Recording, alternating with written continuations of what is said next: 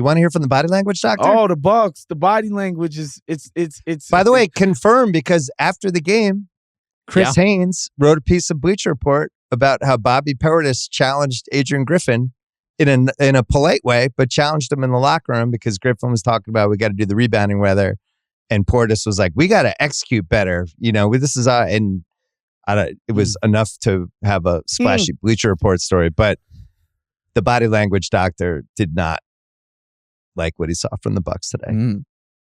Now, maybe, caught him on the wrong night. It's possible, but the Giannis thing is just weird.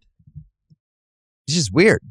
He every time there's a timeout, he sits on the scorer's table for 40 seconds, was?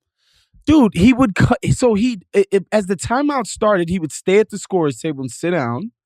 So he doesn't sit with his teammates. Doesn't sit with the teammates. Little timeout. He's still in the game. His brother Thanasis might come over and angle over and be like, yo, there's this thing and this, that. And then with the 5 seconds left to break the huddle, Giannis ambles on over. Two reasons why that's weird, Rob. One, all the reporting suggests that this Adrian Griffin thing was a Giannis pacification. That's a one. So this was your guy, and it seems like you're out on him. And two, the last time we saw a guy doing this was KD his last year with the Golden State Warriors. Oh, that's a great point. Yeah, he would come back in for I saw this. He'd come in for the last 20 seconds of the huddle and then walk back. But he was non-connected with teammates. By the rim, though. Yeah. He would just go near the rim, sort of hang on the net. That's a great analogy. But luckily for Giannis the Bucks, was never like this. He never did stuff like this. He was always in the middle of stuff. And there was another moment.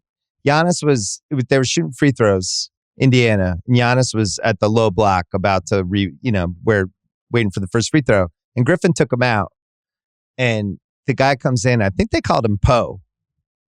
Because I've heard Brooke call him Yanni, but then some other teammates call him Poe. I personally enjoy Yanni. I think just as a nickname, I think we should get it going. But he's like, Poe. And he's like, me? I'm coming out. And he was pissed. And he walked out, and Griffin was at half court.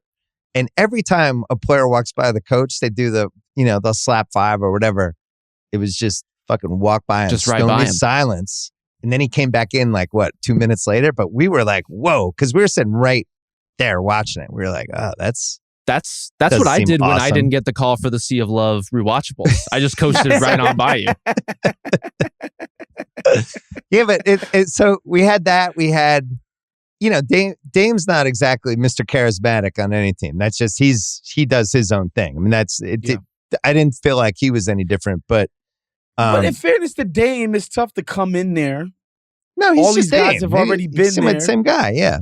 And to be like, all right, guys, we're taking orders from Dame now. That would be kind of tough.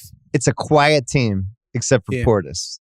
Yeah. And Lopez to some degree, but there's and then Middleton was the other thing that I really wanted to see in person before I made my official opinion on it. But he just looks like he's, on the other side of the mountain a little bit.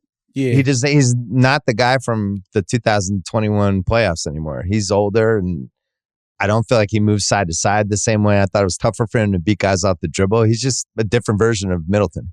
So I think offensively he's been pretty solid. Defensively, I'm concerned. It's pretty, but he did pretty solid. Wasn't going to win the 2021 finals. That guy was huge for them. He's just not the same guy. Defensively, you're right though.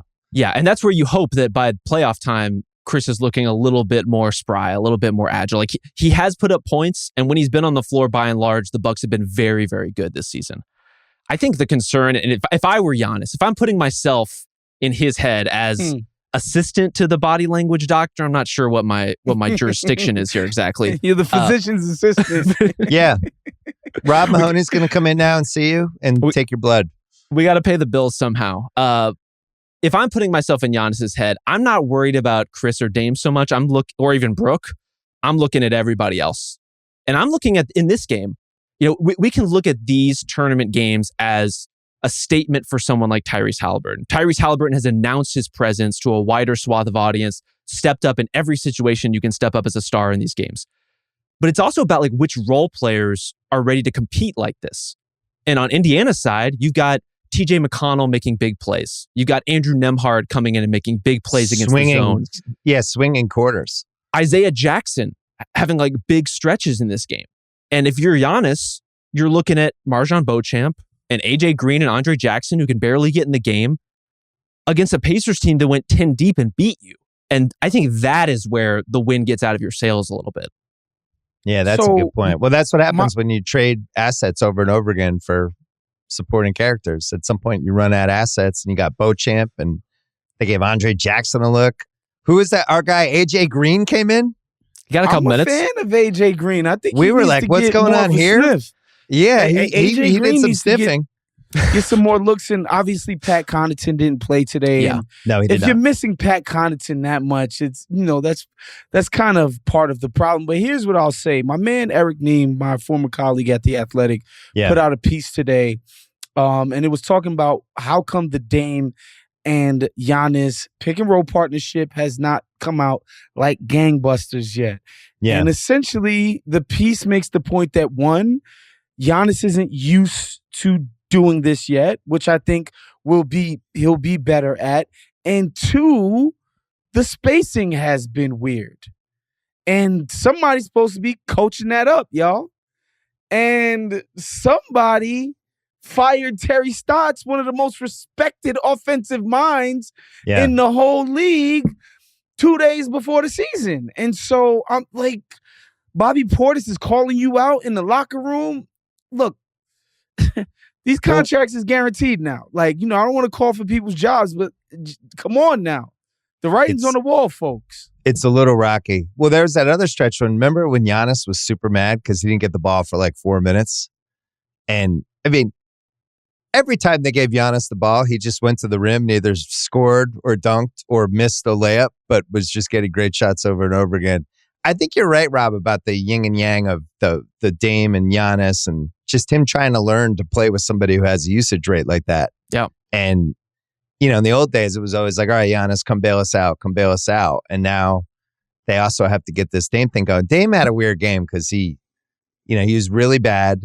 And then all of a sudden got super hot for 7 minutes and then kind of reverted back. And they're going after him on defense. But I didn't like what I saw. I'm not going to put my stamp down and say the Bucks are screwed. This is it. But still got 60 games. You talk about a 2-month checkpoint. It's not awesome. And they're missing some dudes, and the vibe didn't seem great.